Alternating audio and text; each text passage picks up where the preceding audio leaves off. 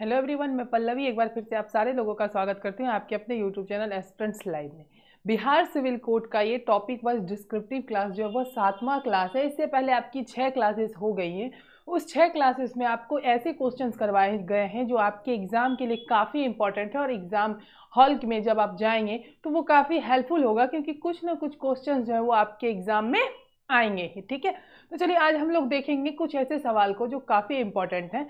तो चलिए स्टार्ट करते हैं आज के पहले सवाल से। जो नए बच्चे हो हमारे टेलीग्राम चैनल को जरूर ज्वाइन कीजिए, वहाँ पे उन्हें सारे क्लासेस का पीडीएफ और नोटिफिकेशन जो है वो मिल जाया करेगा। ठीक है, और आप लोग बस एक काम किया कीजिए कि क्लासेस को जो है वो शेयर किया कीजिए और वीडियो को एंड तक देखा कीजिए, क्योंकि जितनी सारी सवाल आपको मैं बता रही हूँ काफ़ी इंपॉर्टेंट होने वाला है आप लोगों के लिए। ठीक है, तो चलिए आज का जो पहला सवाल है हमारा वह है आपका कि भारत का संवैधानिक प्रमुख कौन है।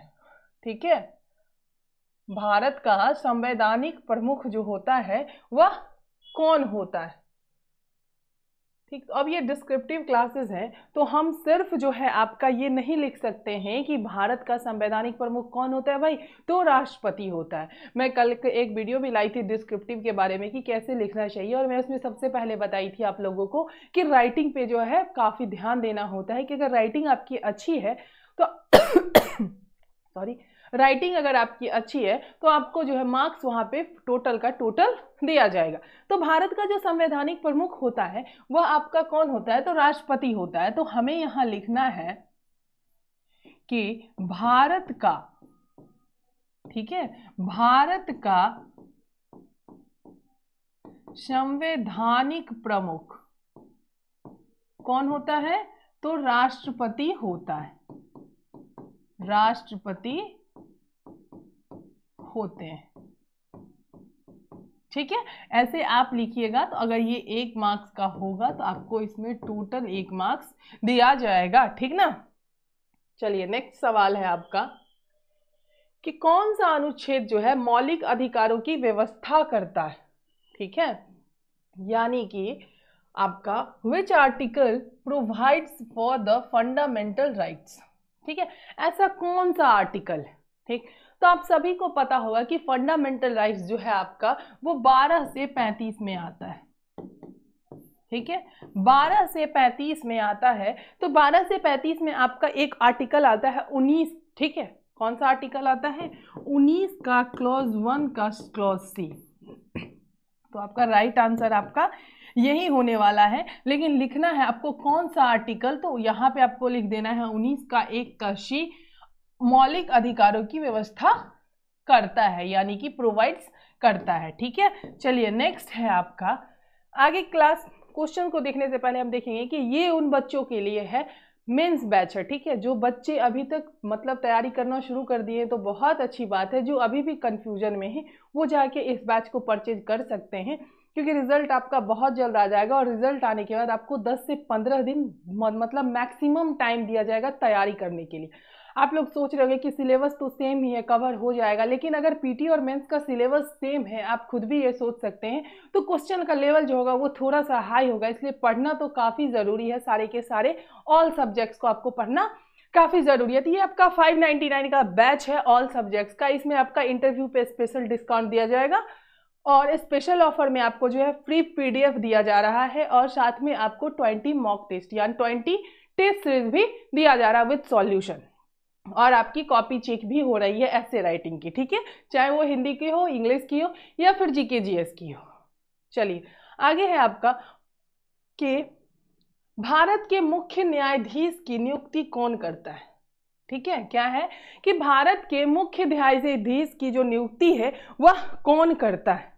ठीक ना, तो आपको लिखना है यहाँ पे भारत के मुख्य न्यायाधीश की नियुक्ति जो है वो भी आपके कौन करते हैं, राष्ट्रपति करते हैं, राष्ट्रपति करते हैं। ठीक है, अगर आप पूरा लाइन लिखोगे, मैं बार बार कह रही हूँ कि सिर्फ राष्ट्रपति लिखिएगा तो आपको पूरा का पूरा 1 नंबर नहीं दिया जाएगा। अगर यही आप पूरे का पूरे लाइन लिख देते हैं तो आपको 1 नंबर दिया जाएगा। ठीक है, चलिए नेक्स्ट है आपका कि कौन सा अनुच्छेद जो है आपातकालीन प्रावधानों से संबंधित है। ठीक है। ऐसा कौन सा आर्टिकल है जो आपका क्या है, आपातकालीन प्रावधानों से संबंधित है? तो आपका 352 से 60, ठीक है, क्या हो गया, आर्टिकल 352 से 360 तक जो है वो आपातकालीन प्रावधानों से संबंधित, ठीक है। चलिए नेक्स्ट है आपका कि भारत का राष्ट्रपति बनने की न्यूनतम आयु क्या है? भारत का जो राष्ट्रपति बनते हैं उनकी जो न्यूनतम आयु होती है वह क्या है? तो भारत की राष्ट्रपति बनने की न्यूनतम आयु जो है वह आपकी 35 ईयर है। कितनी है? 35 वर्ष है। कितनी है? 35 वर्ष है। आपको यहाँ पे भी लिखना है कि भारत का जो राष्ट्रपति बनने की न्यूनतम आयु है वो कितनी है? 35 वर्ष, ठीक है। चलिए आगे है आपका कि भारतीय संविधान में कुल कितनी अनुसूचियां हैं?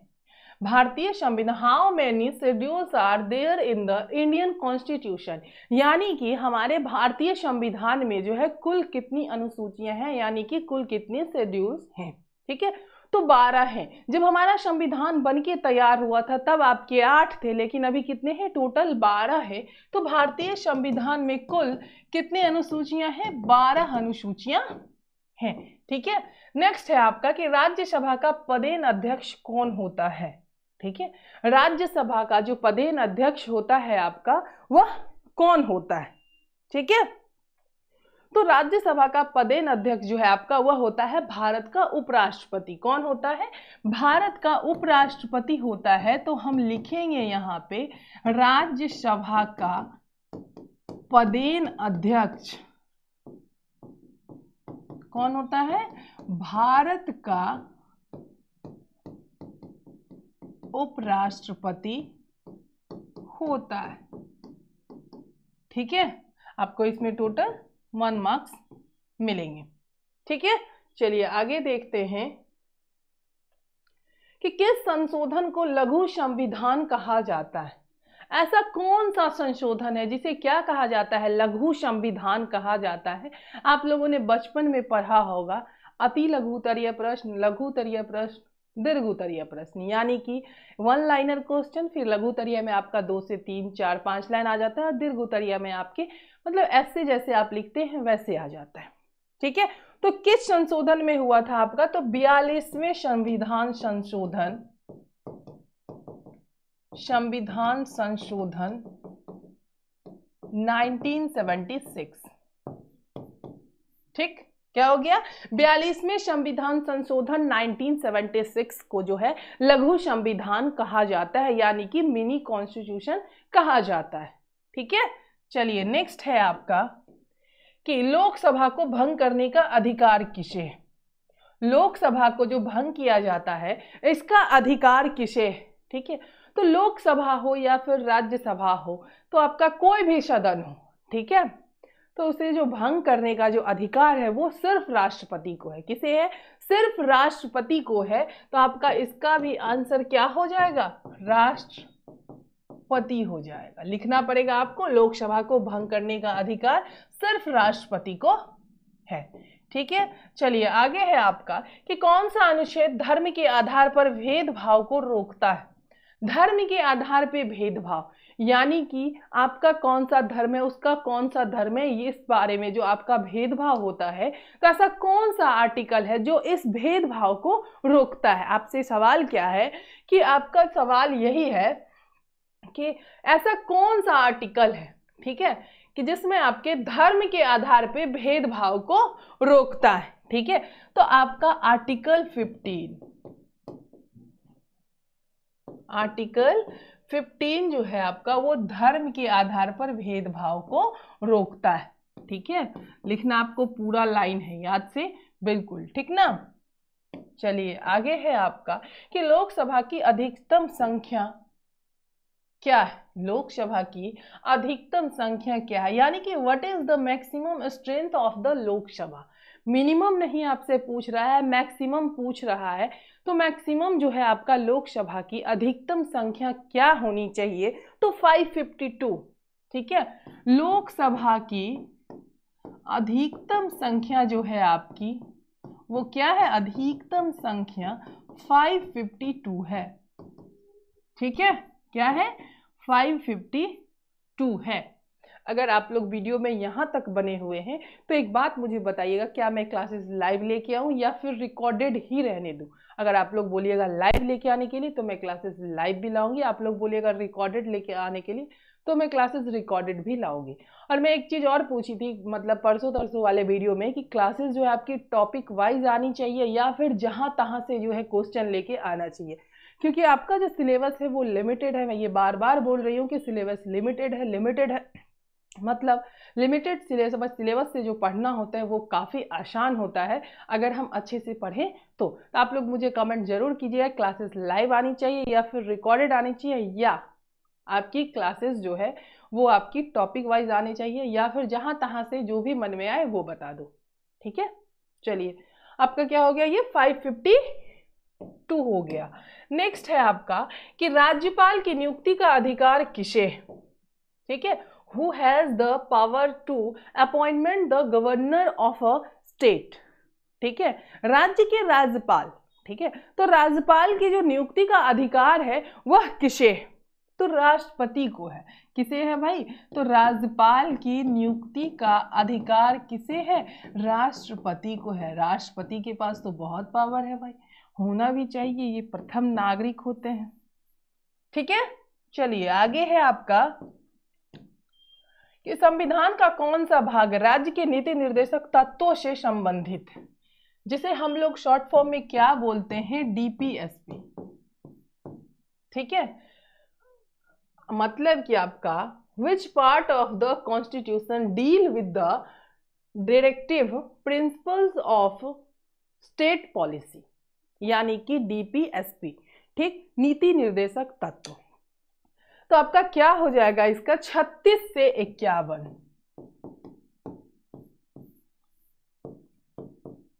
देखिए पॉलिटी में अगर देखा जाए तो आर्टिकल आपके बहुत सारे हैं, लेकिन 2-3 आपके जो ऐसे हैं वो काफी इंपॉर्टेंट है। पहला तो आपका फंडामेंटल राइट,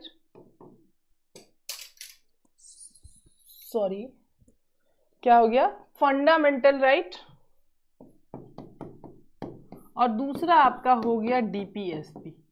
अगर आप लोग बोलोगे टॉपिक वाइज करवाने के लिए तो मैं ये भी करवाऊंगी, क्योंकि जब हम प्राइम मिनिस्टर पढ़ते हैं, प्रेसिडेंट पढ़ते हैं, गवर्नर पढ़ते हैं तो आर्टिकल हम लोग उसमें तो पढ़ते ही हैं, लेकिन ये दोनों जो है काफ़ी हद तक जो है इससे एग्जाम में क्वेश्चंस आते हैं। तो अगर आप लोग बोलिएगा जो नहीं ये क्लासेस करनी है तो आप लोग कमेंट कीजिएगा, मैं फंडामेंटल राइट्स की भी अलग से क्लासेस लाऊंगी और डीपीएसपी की भी अलग से क्लासेस लाऊंगी। ठीक है, चलिए नेक्स्ट है आपका कि संविधान में कितने प्रकार की आपात स्थितियों का उल्लेख। ठीक है, how many types of emergencies are mentioned in the constitution. तो संविधान में कितने प्रकार की? 3 प्रकार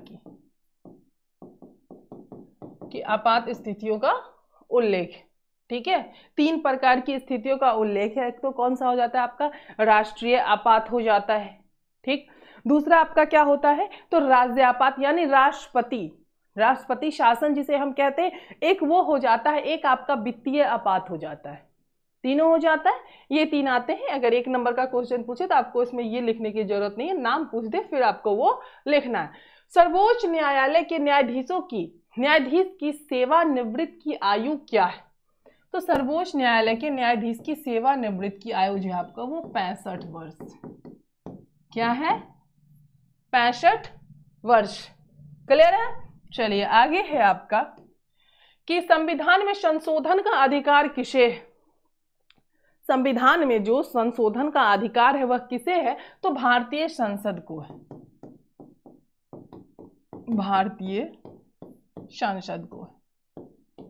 नेक्स्ट है कि शिक्षा के अधिकार से संबंधित अनुच्छेद कौन सा है? ठीक है, which article deals with the right to education. तो ऐसा कौन सा है? तो 21 का ए। कौन सा है? 21 का ए। ठीक है, ये भी आपके फंडामेंटल राइट्स में ही आता है, इसलिए काफी इंपॉर्टेंट है फंडामेंटल राइट्स को पढ़ना। भारत के राष्ट्रपति पर महाभियोग कौन चला सकता है? भारत के राष्ट्रपति पर जो आपका महाभियोग चलता है, भारत के राष्ट्र मतलब सिर्फ राष्ट्रपति पे ही तो महाभियोग चलता है, तो कौन चला सकता है? तो संसद के दोनों सदन, यानी कि लोकसभा और राज्यसभा। ठीक है, और 15 दिन का टाइम दिया जाता है, अपने आप को बेगुनाह साबित करें। नहीं किया गया, अगर इन्होंने नहीं किया तो इन पे जो है महाभियोग लगा दिया जाता है। ठीक है, इसको भी हम लोग आगे देखेंगे डिटेल से। कौन सा अनुच्छेद धर्म के आधार पर भेदभाव को रोकता है? धर्म के आधार पर, ठीक है, ऐसा कौन सा आर्टिकल है जो धर्म के आधार पे क्या करता है? भेदभाव को रोकता है। बताइएगा आप लोग कमेंट बॉक्स में कमेंट जरूर करके, ठीक है, क्योंकि मैं ये क्वेश्चन पीछे बताई हूँ। लोकसभा सत्र के लिए कोरम कितना होता है? 10%। कितना होता है? 10%। ठीक है, चलिए क्वेश्चंस आपकी यहीं पे खत्म हुई। सारे क्वेश्चंस जो थे आपके वो काफी इंपॉर्टेंट थे, ठीक ना। चलिए आगे है आपका, ये आपका फिर से है कलर मेंस बैच के लिए ऑल सब्जेक्ट्स 599। और जो बच्चे ऑल सब्जेक्ट्स नहीं पढ़ना चाहते हैं, सिर्फ हिंदी इंग्लिश कंप्यूटर पढ़ना चाहते हैं, या फिर इंग्लिश हिंदी जीके जीएस पढ़ना चाहते हैं, या फिर हिंदी और इंग्लिश पढ़ना चाहते हैं, चारों कोर्स हमारे एप्लीकेशन पे अवेलेबल है। आप अगर जाके वहां पे KG20 का कूपन कोड लगाते हैं तो 20% डिस्काउंट मिल जाएगा आपको। तो ये सारी क्लासेस में आपको जो है PDF 20 test series with solution और आपका डिस्क्रिप्टिव की आप जो भी कॉपी लिखेंगे, चाहे वो एसए की हो, इंग्लिश एसए की हो, हिंदी एसए की हो, लेटर हो, जो भी हो, आपको वो चेक करके दिया जाएगा, चाहे वो जीके जीएस की हो। ठीक है, ये सारा कुछ आपको दिया जाएगा। चारों कोर्सेज में आपका सेम ही है। और जो बच्चे, ठीक है, जो बच्चे हमारे यहाँ पेड कोर्स में क्लासेस ले लिए हैं, वो एक बार जो है उस नंबर पे 9122135025 पे जो है पेमेंट का रसीद भेजें और एक ग्रुप है उसमें ऐड हो जाएं। उसमें जो है उन्हें क्लासेस का रूटीन मिल जाएगा, एप्लीकेशन क्लासेस का, साथ में उन्हें PDF दिया जाता है वहां पे, फिर PDF का सॉल्यूशन भी दिया जाता है। और जो बच्चे अभी फिलहाल कॉपी भेज रहे हैं उनका चेक करके भी बताया जा रहा है। ठीक है, और क्लासेस की टाइमिंग भी बताई जा रही है कि कब लाइव हो रही है और कब लाइव नहीं हो रही है। ठीक है, तो ये सारे जाके आप लोग इस नंबर पे जरूर से जरूर व्हाट्सएप करें। ठीक है, ये आपका प्यून का PDF नोट्स है, मैथ हिंदी इंग्लिश का 99 में ओनली है। इनको इस प्यून वाले PDF वाले में सिर्फ PDF दिया जाता है, क्लासेस नहीं अवेलेबल है इसमें, तो बच्चे कंफ्यूज ना हुआ करें। ठीक है ना, तो ये जाके आप ले सकते हैं, बिल्कुल आपके सिलेबस की रिलेवेंट है। कि रिवीजन बैच है, इसमें आपका फी जो है वो आपको अगर लेने जा रहे होंगे तो 799 दिखा रहा होगा, लेकिन जब आप इसमें हैप्पी 50 का कूपन कोड लगाते हैं, 30 टेस्ट सीरीज भी आपका यहाँ पे अवेलेबल है, हैप्पी 50 का कूपन कोड लगाते हैं तो 50% डिस्काउंट होकर आपको ये सिलेबस मिल जाएगा, ये कोर्स मिल जाएगा। इनरोल होने के बाद आपको इसमें सारे क्लासेस का वीडियो जो है वो रिकॉर्डेड मोड में डाल दिया गया है पहले से ही। इंग्लिश की जो है अभी करंट वीडियो जो है उसमें डाली जा रही है, फिर हिंदी की भी डाली जाएगी, जाके आप लोग ले सकते हैं। इसमें भी टेस्ट सीरीज है और PDF। ठीक है, क्लासेस अगर आप लोगों को अच्छी लगे तो चैनल को सब्सक्राइब कीजिए, वीडियो को लाइक कीजिए। धन्यवाद।